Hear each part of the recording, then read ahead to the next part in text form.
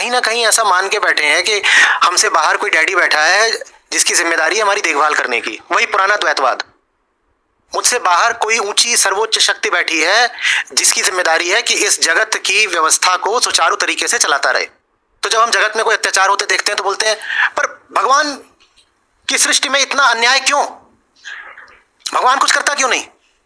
कोई कुछ नहीं करेगा। कितनी बार बताया था कि कोई नहीं।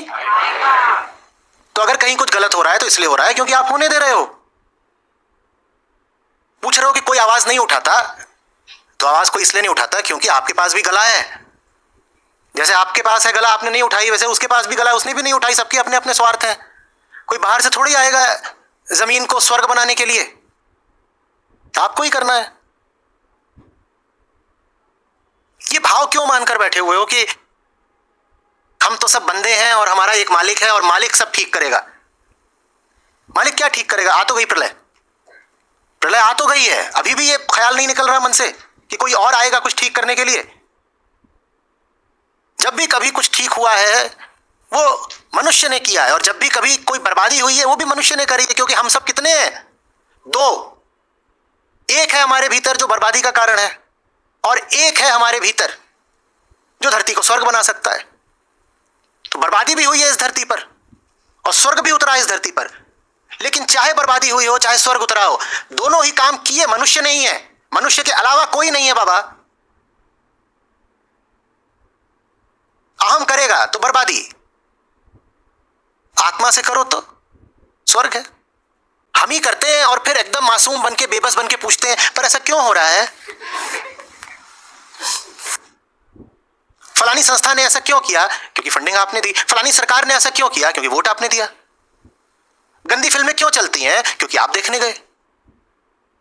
मैं क्या करूं?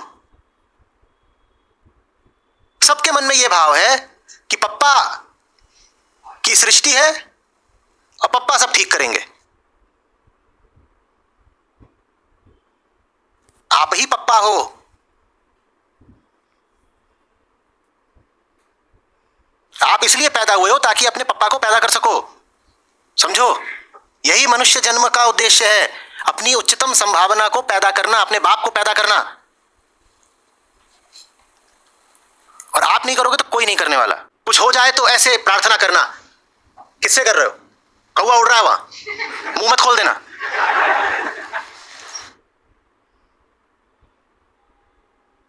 क्या सिखाता है वेदांत आपको? शक्ति सारी कहां है? यहां है। और यहां नहीं है तो कहीं नहीं है। कुछ बदलेगा तो कौन बदलेगा? आप बदलोगे। आप नहीं बदलोगे तो कोई नहीं बदलेगा। कृष्ण कहते हैं ना कि जितने अधर्मी हैं वो तो पूरी जान लगा करके अपना स्वार्थ साधने में लगे हुए हैं, पर जो लोग उतने अधर्मी नहीं हैं वो क्या करते हैं? वो स्वार्थ की इन बड़ी बड़ी दुकानों को चलता देखते हैं, अधर्म का राज देखते हैं और पूछते हैं पर ऐसा क्यों हो रहा है? पापा ने ऐसा क्यों होने दिया? But pops how can you do this? कहते हैं ना कृष्ण कि अर्जुन, जब सारे अधर्मी इतनी ताकत से